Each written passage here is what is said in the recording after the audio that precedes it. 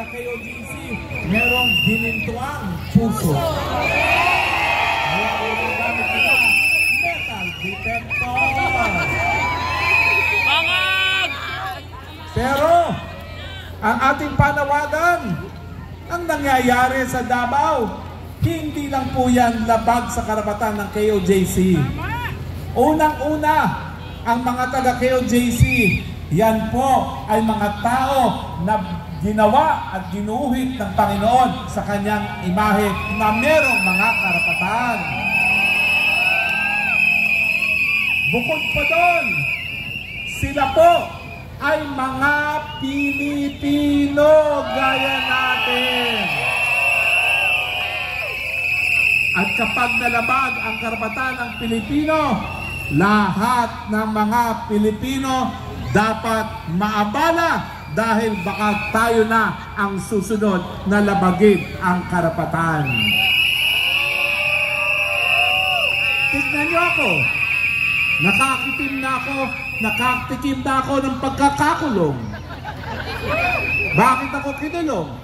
Ang katotohanan yan, dahil daw sa mga masasakit na salita na aking binigkas laban sa Kongreso ng kinontempt si Ta Eric at si Lorraine Badoy.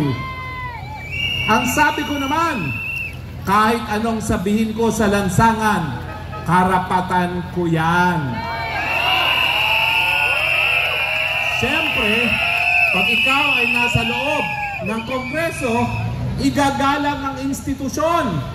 Pero hindi ibig sabihin, habang ginagalang ang institusyon, magpipikit-pikitan, magbubulag-bulagan sa lahat ng kabalbalan na nangyayari dyan sa institusyon na yan. Alam niyo ang problema ngayon sa Pilipino? Masyado na tayong mabait. Masyado tayong mapagpatawad. Masyado tayong cool. Masyado tayong mahilig sa social media. Nang akala natin, palibasa nanonood tayo ngayon sa social media, sapat na suporta na yan para ipagtanggol ang karapatan ng mga Pilipino na yinuyuraka ng mga karapatan. Hindi po. Ang teknolohiya ng ating internet, para po yan tayo ay makapag-usap, para po yan ay tayo makabuo ng samahan. Pero kinakailangan pa rin po ipakita natin ang lakas, dahil pag hindi natin pinakita ang lakas, hindi tayo pakikinggan ng mga nagbubulag-bulagang, nagbibigimigihang gobyerno. Kaya mga nasa social media, ang dami kong followers, ang daming nanonood. Nung minsan, nakakaunti lang kami sa EDSA, wala pang 50, 600,000 ang nanood. Maraming salamat po sa inyo. Pero ang kinakailangan namin, 600,000 ang magpulong ngayon dito sa liwasan nang makita nila na tama na, sobra na. Kaya yung mga kababayan natin sa internet, gabi-gabi po, narito kami sa Liwasang Bonifacio. Halina naman kayo, makiisa, manindigan laban sa mapang-abuso at gobyerno na walang pakialam sa problema ng mamamayang Pilipino.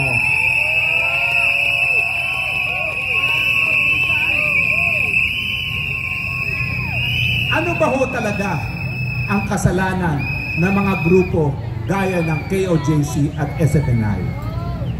Ang kasalanan po, minsan sinuportahan namin para maging presidente. Dahil naniwala kami na babaguhin niya ang imahe ng kanyang pangalan na Marcos. Ang akala natin, gagawin ang lahat para maibalik ang pagmamahal sa pamilyang Marcos. Pero tayo po ay nabigo dahil imbis na baguhin ang imahe, inulit lamang ang kasaysayan.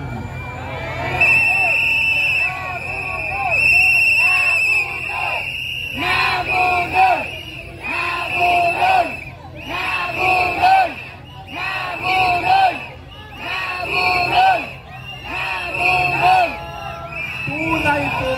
masakit ang nangyari sa atin, nabudol talaga tayo ng Marcos Jr.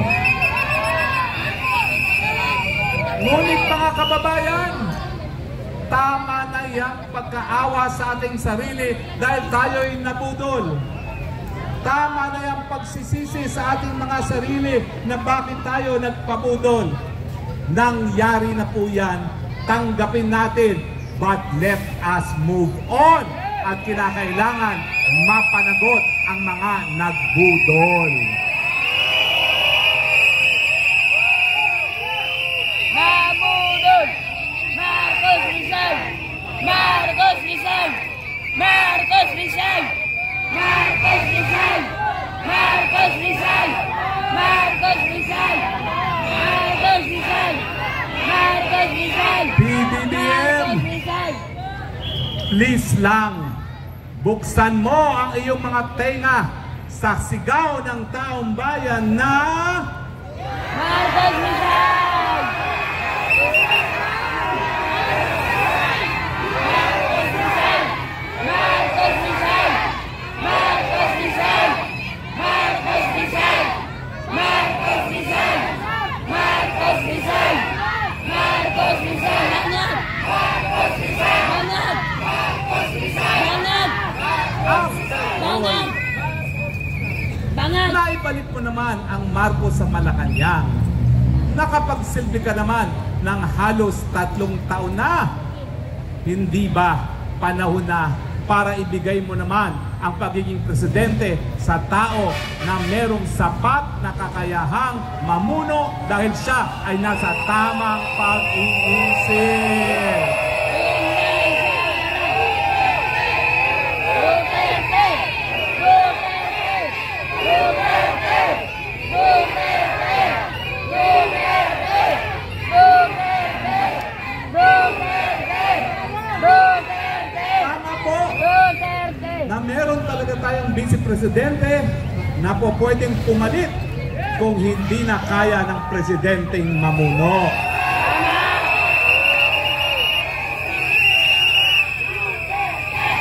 Duterte! Duterte! Duterte! Duterte! Duterte!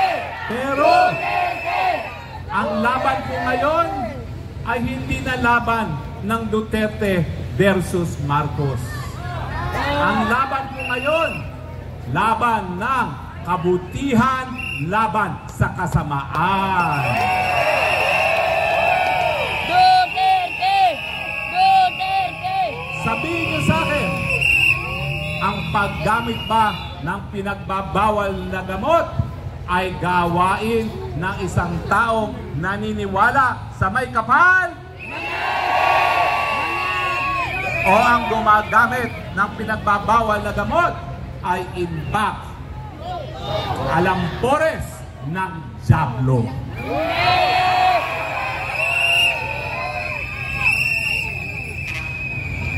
I hate drugs. Bakit? Dahil pag ikay nasa droga, nasa impluensya ng droga, kakalad ka rin mo ang sambayaning Pilipino sa isang gera na hindi mo naman mapapanalo. Hahayaan mo ng mga Pilipino mamatay sa isang gera na wala namang interes ang sambayanang Pilipino.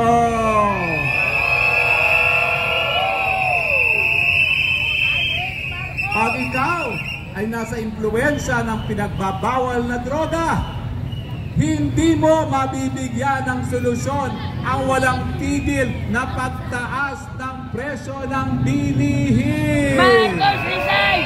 Marcos Rizal! Marcos Rizal! Pag ikaw ay gumagamit ng pinagbabawal na droga, hindi mo mabibigyan ng solusyon ang problema ng kakulangan ng trabaho. Bangot! Bangot! Pag ikaw gumagamit ng pinagbabawal na droga, hindi mo masusolusyonan ang problema ng napakababang sahod ng manggagawa. Bangag! Bangag! Oo nga pala, habang ang KOJC ay ino-occupy ng ating mga kapulisan, sana naman po ipagdasal din natin ng mga kapulisan dahil lahat sila nais na rin umuwi sa piling ng kanilang mga pamilya. Dahil ang mga kapulisan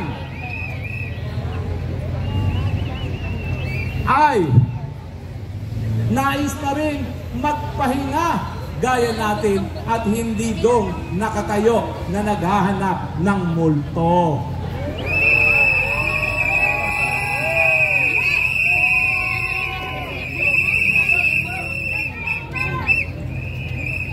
At ang ating balita, hindi lang sila naghahanap ng ginto, gumagawa pa sila ng bunker.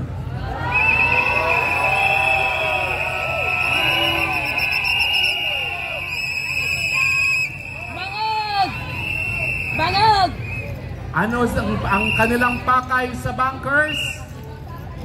Magpapapasok sila di umano ng mga kabataan na di umano ay biktima ng human trafficking.